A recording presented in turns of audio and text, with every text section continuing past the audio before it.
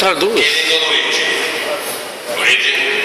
querido Luigi, o que você fez por nós aqui, brasileiros, muita emoção, uma coisa muito bonita, não esperávamos toda essa boa recepção, calorosa recepção do povo italiano.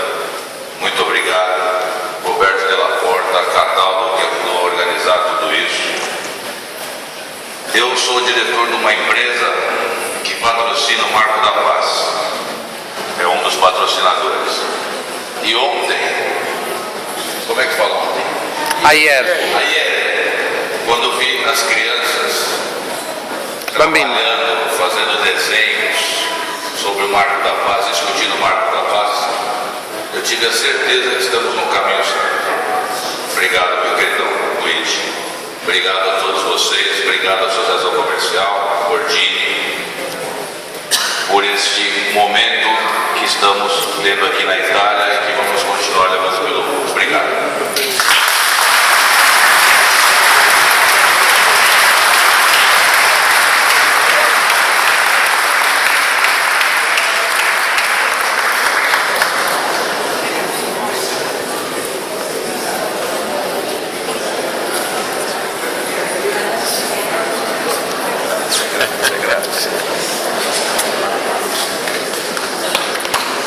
Adesso avremo i saluti e la benedizione